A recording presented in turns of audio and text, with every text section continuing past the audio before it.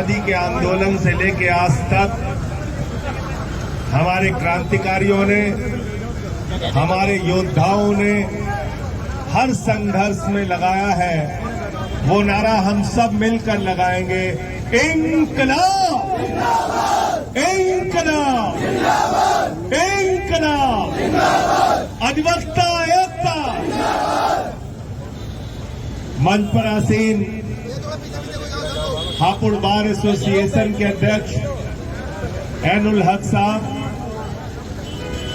Bar association के सचिव नरेंद्र शर्मा जी, वरिष्ठ उपाध्यक्ष सूरज कुमार जी, कनिष्ठ उपाध्यक्ष किरण देवी जी, कनिष्ठ उपाध्यक्ष राम अवतार सिंह तोमर जी, सह सचिव प्रवीण कुमार सिंह जी, विनोद कुमार जी, अमरीश कुमार जी, अमित कुमार चीमा जी और बार एसोसिएशन हापुड़ के सभी पदाधिकारियों का और जितने भी हमारे अधिवक्ता गण हैं, उनको मैं सर झुका के नमन करता हूं, आपके संघर्ष को नमन करता हूं।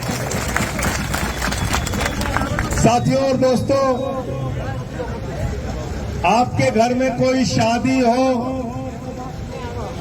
कोई खुशी का मौका हो, कोई आपका अधिवेशन हो, मुझे सूचना मिले, हो सकता है मैं ना आऊं, लेकिन अगर आपके ऊपर कोई अत्याचार और अन्याय की सूचना मिलेगी, कोई संघर्ष की बात होगी, प्रशासन और शासन से टकराने की बात होगी, तो आपके साथ आपका ये भाई कंधे से कंधा मिलाकर खड़ा रहेगा।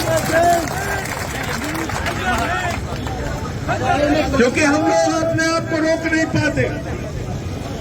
हमारी पार्टी का जन्म आंदोलन की कोख से हुआ,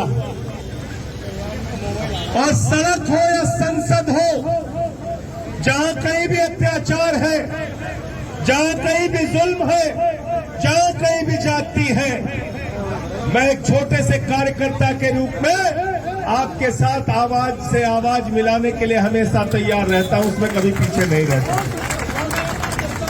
और इसी के कारण मणिपुर में जहां 4 महीने से हिंसा चल रही है, संसद का सत्र चल रहा था, मैंने सरकार से कहा मणिपुर की हिंसा पे चर्चा कराओ।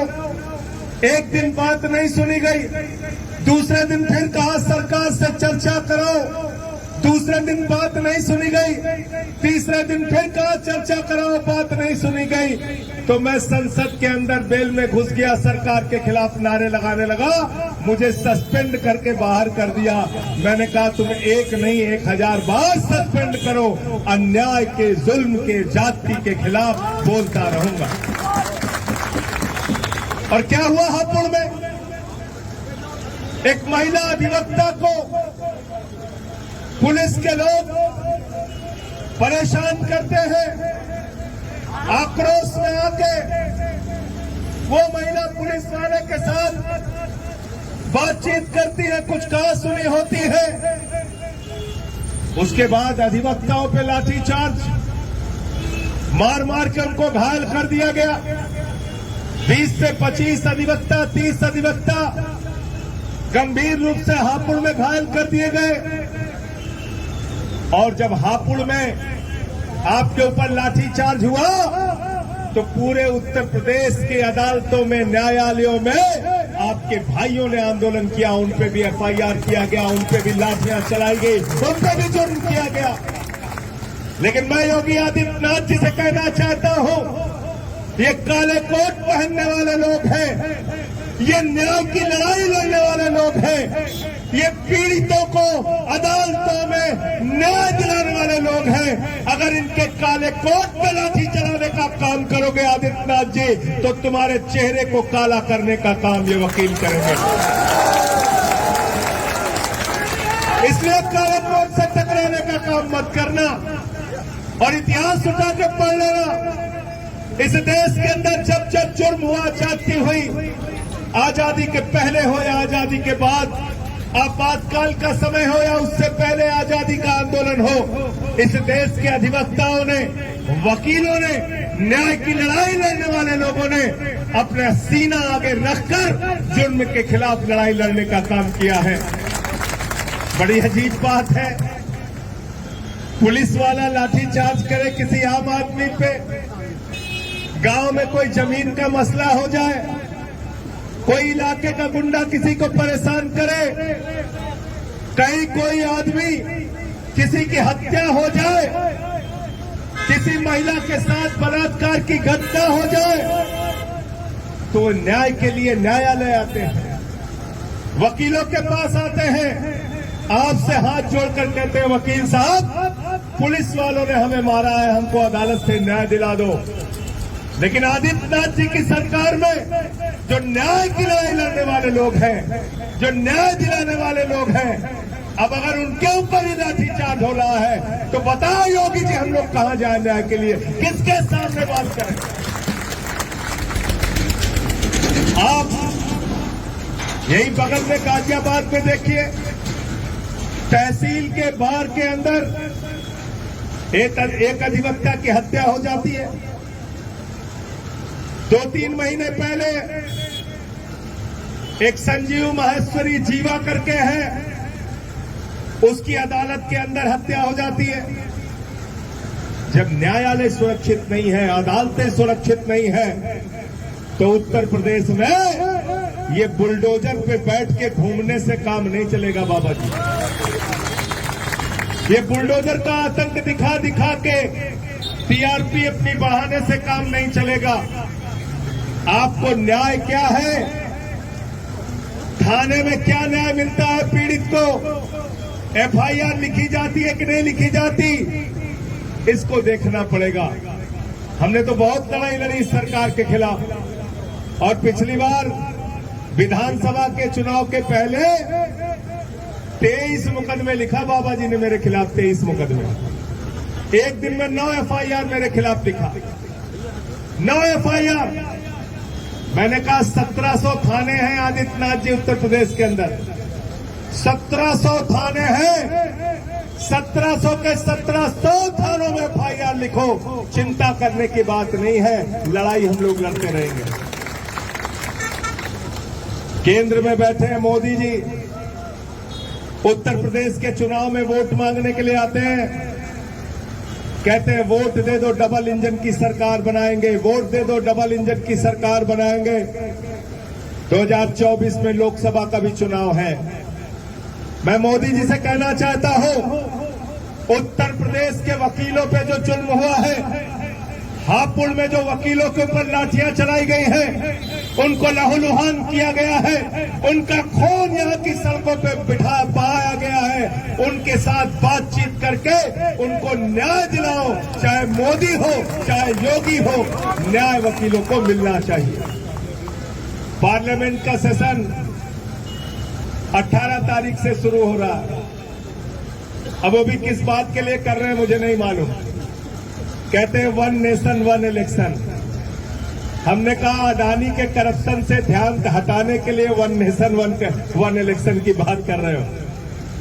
आज सब कुछ आकाश से लेकर पाताल तक देश के लिए प्रधानमंत्री नहीं, अपने दोस्त के लिए काम कर रहे हैं। इसलिए हमको इन सरकारों से लड़ना पड़ेगा, इनके खिलाफ आवाज उठानी पड़ेगी। मोदी हो या योगी हो, वकीलों को न्याय मिलना चाहिए।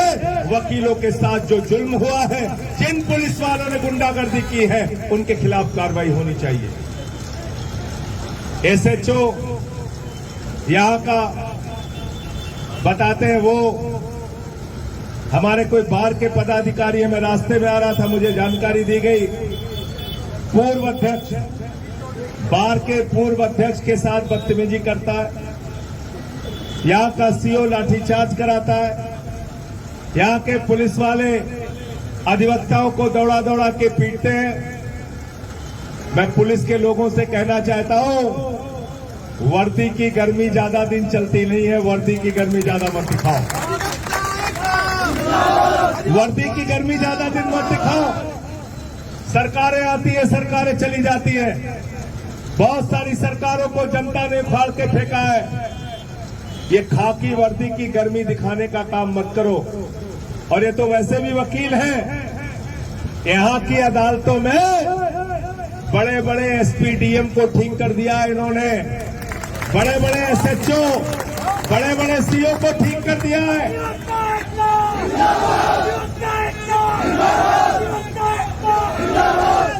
ठीक कर दिया का मतलब मारपीट मत समझना। आमतौर पे ठीक कर दिया का मतलब मारपीट समझते हैं, लेकिन मैं ये कह रहा हूं कि तुम्हारे अत्याचार, तुम्हारे जुर्म, तुम्हारी नाइंसाफी के खिलाफ इन वकील भाइयों ने अदालतों में पीड़ितों को न्याय दिलाया है। और चाहे एसएचओ हो, चाहे सीओ हो, चाहे डीएम हो, चाहे एसपी हो, उनको समय समय पे सजा दिलाने का भी काम किया है। और आदित्यनाथ जी, आपकी सरकार से मैं कहना चाहता हूं, ये एसआईटी मत खेलो। वकील भाई यहां पे हैं, सारे अधिवक्ता भाई हमारे। इस सरकार को जहां फंसना होता है, जहां सरकार फंसती है, कहते हैं एसआईटी बना देंगे। जल जीवन मिशन का घोटाला हुआ, कहते हैं एसआईटी बना देंगे। बेरोजगारों के साथ घोटाला हुआ, कहते हैं एसआईटी बना देंगे। बिकरू कांड हुआ, कहते हैं एसआईटी बना देंगे। हाथरस कांड हुआ, कहते हैं एसआईटी बना देंगे। हापुड़ कांड हुआ, कहते हैं एसआईटी बना देंगे। हमें एसआईटी नहीं चाहिए, हमें सस्पेंशन चाहिए उन लोगों का जिन्होंने अत्याचार किया। गलत तो नहीं कह रहा हूं? आपको एसआईटी पे भरोसा है क्या? एसआईटी पे भरोसा है? तो जिन लोगों ने जुल्म किया है, जाति की है, लाठियां चलाई है, कोई प्रमाण की जरूरत है क्या भाई? वीडियो है ना सबका, सारे पुलिस वाले दिख रहे हैं ना, क्या उनको लाठी चलाने का अधिकार है? तो जब तस्वीर मौजूद, वीडियो मौजूद, लाठी चलाता हुआ पुलिस का जवान मौजूद, पुलिस के अधिकारी मौजूद, पुलिस के एसएचओ मौजूद, सीओ मौजूद, तो कार्रवाई के लिए एसआईटी नहीं, सबको बिठाओ, अधिवक्ताओं से बात करो और उनका सस्पेंशन ऑर्डर रिलीज करो।